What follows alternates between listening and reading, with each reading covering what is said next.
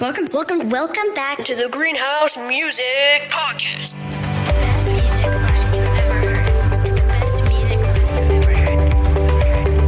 It's Miss Delana.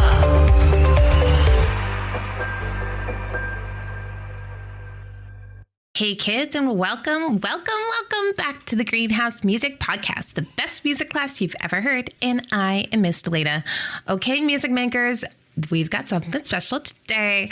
It might actually sound a little bit familiar, but first, quick question. Have you ever looked out the window and seen sunshine and flowers and birds bouncing around, and you just felt something like your heart got happy before your brain even knew why?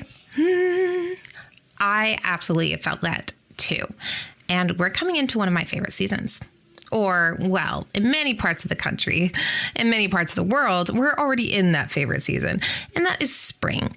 But here in Alaska, it's not quite caught up with that. We've still got snow happening here. So I'm just going to put my imagination cap on and pretend that outside the grass is green and all the snow is melted away and we have our beautiful birds singing about. Well, I have someone to tell you about.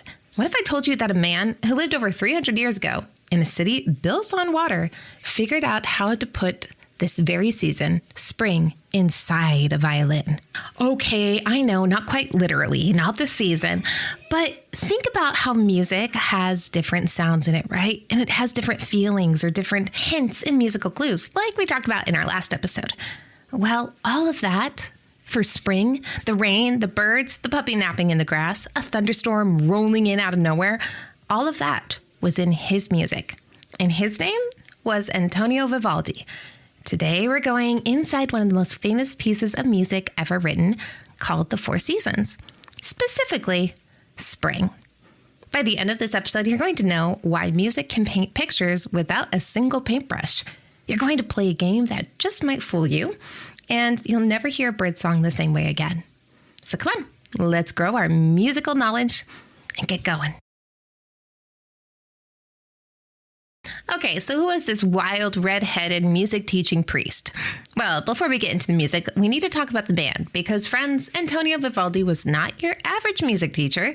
He was born in Venice, Italy in the year 1678. Now, something really cool about Venice is it is a city that is literally built on water. They have canals instead of roads, waters that you would go through to get from one place to another, and they would use boats. That's so cool. So yes, they had these things called gondolas instead of cars. Can you picture that? A whole city on water where you take a boat to the grocery store? That's pretty amazing. Now, Vivaldi became a Catholic priest, which was actually pretty common in that time as the firstborn. And he was the firstborn.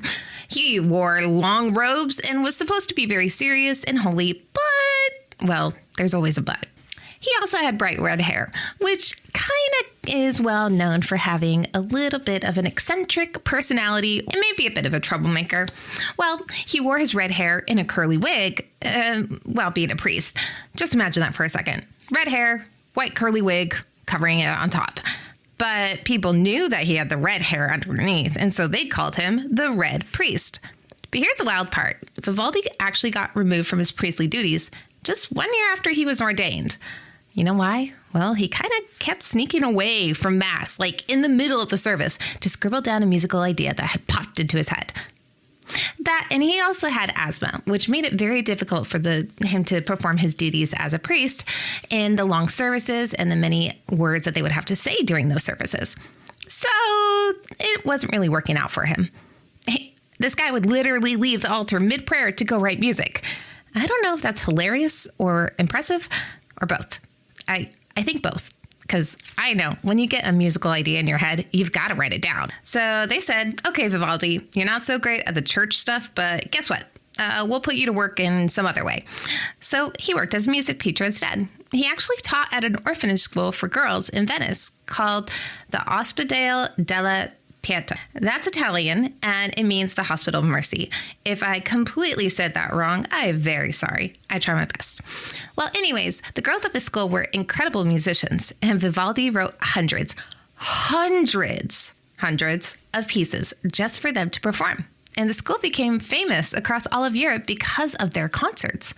People traveled from far away just to hear them play.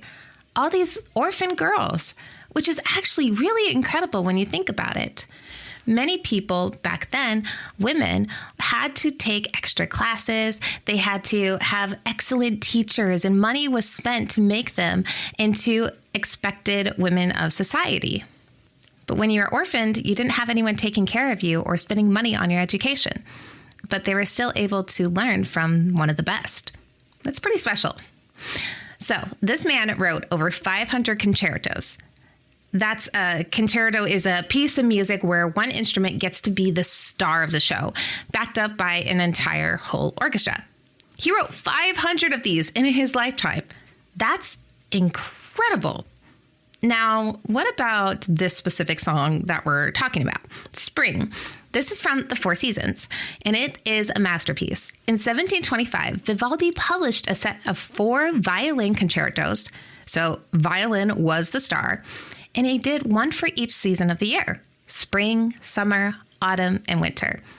But here's what made it so different from anything anyone had ever done before him. He wrote poems to go with each piece. At least most people believe that he was the one to write them, because there was no author put with them. So it's an assumption, but it kind of would make sense. He was creative after all. Well, these little sonnets, short poems, had matched specific lines to the music. So he would write the poem for a specific part of the song so that you can feel the words through the music. So while the violins are playing, you can read along and realize, oh, that trill sound, that's a bird singing. And that low rumble, well, that's thunder. This is called program music. It's music that tells a story and describes something, a place, an event, a feeling. And the music has a program, like a plan for what it's going to show you. Think of it like this. You know how in a movie, the music changes when something scary happens? Or it gets bright, cheerful, and happy when the hero saves the day? The music is telling you what to feel. That's program music. And Vivaldi was one of the very first composers to do it this way. And he did it in 1725. That is pretty ahead of his time. Now, let's hear Spring together. I'm going to show it to you. Here we go. The piece opens and the violins just leap. They bounce and sparkle and race around each other like little happy squirrels. In Vivaldi's poem, he's describing the arrival of spring. Birds are celebrating, the streams of water are bubbling, and the whole world is waking up.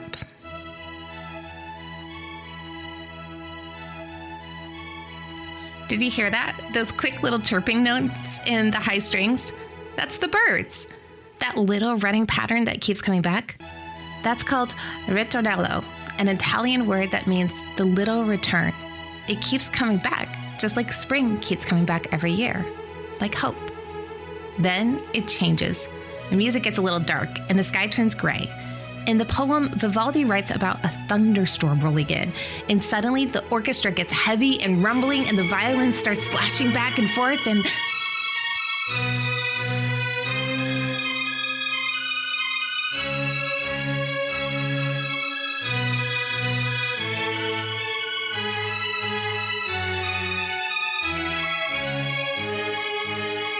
Okay, you can hear the storm, right?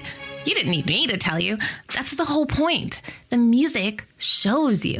It's musical clues. And then, after the storm, it clears.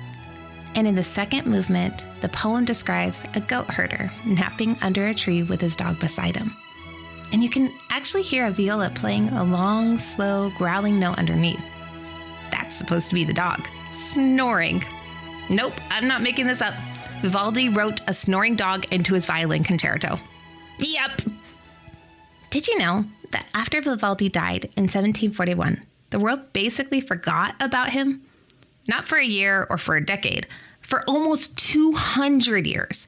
His music sat in dusty libraries. Nobody played it or talked about him.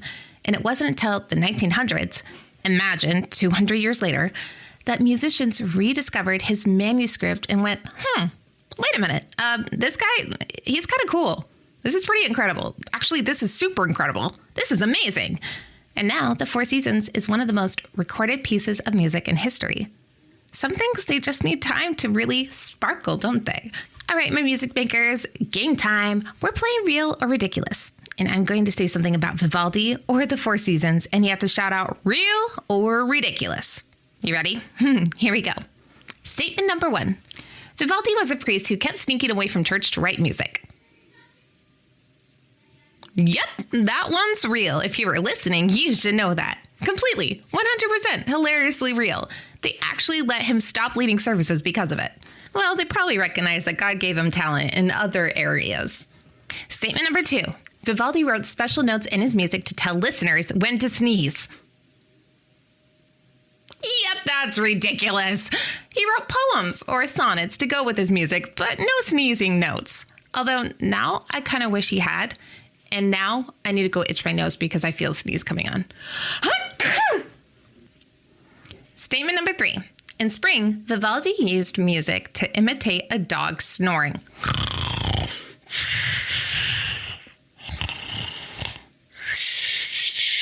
Yep, that one's real. One of the most adorable things in all of classical music, in my opinion. A snoring dog. Well, actually, I don't just picture a dog. I picture a snoring puppy because puppies are adorable. And in a violin concerto from 1725. That's genius. Statement number 4. The Four Seasons was forgotten for nearly 200 years after Vivaldi died. Wait, did I already talk about that? No, I absolutely didn't. So which one is it? Real or ridiculous?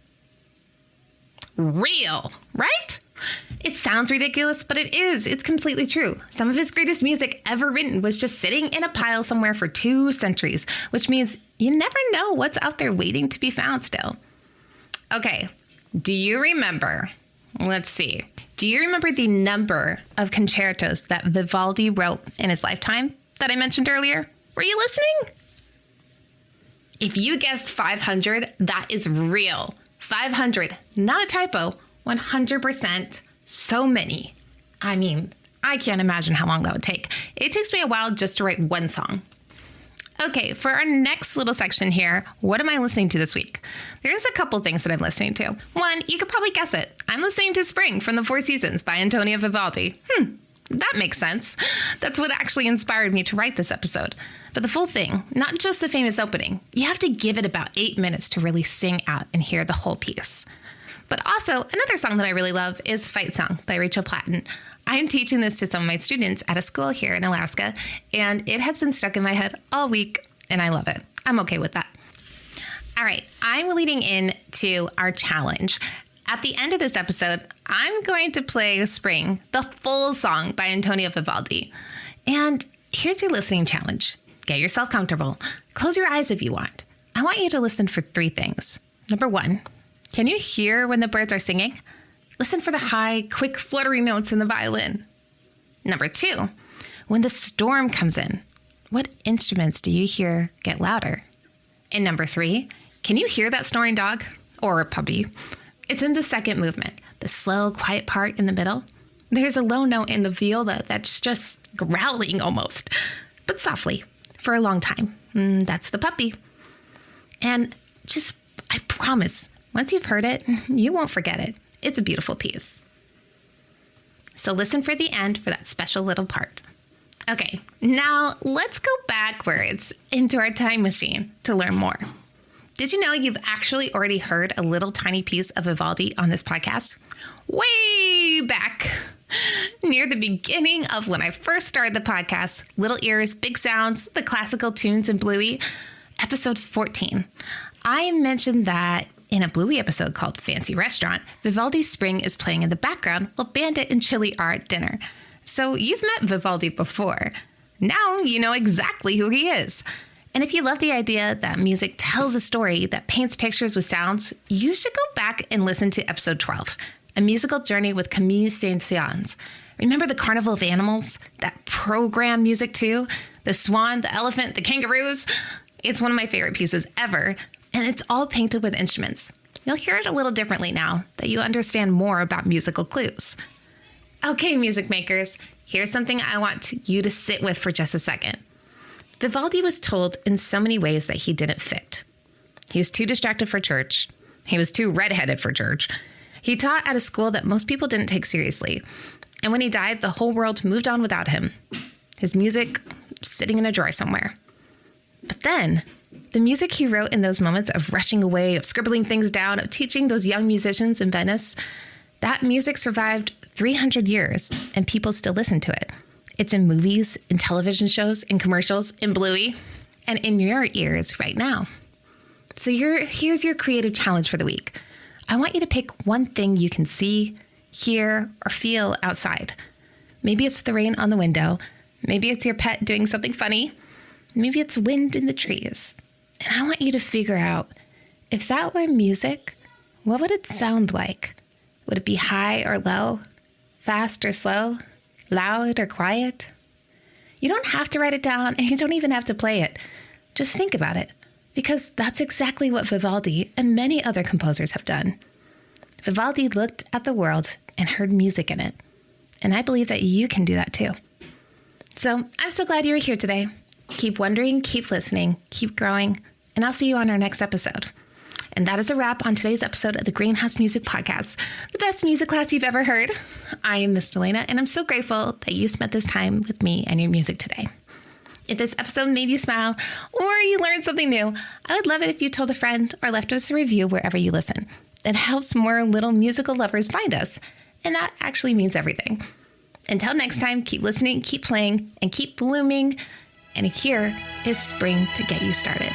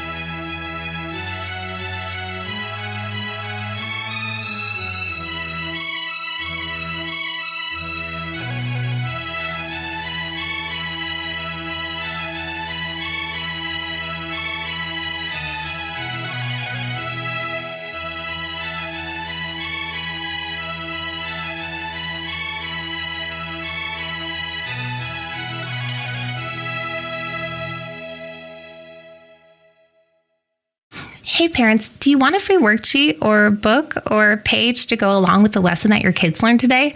Head on over to green.myflowdesk.com/podcast to get our newsletter that will have a new worksheet or lesson to go along with each new episode. That's green.myflowdesk.com/podcast. The link is also available in the podcast description on each episode.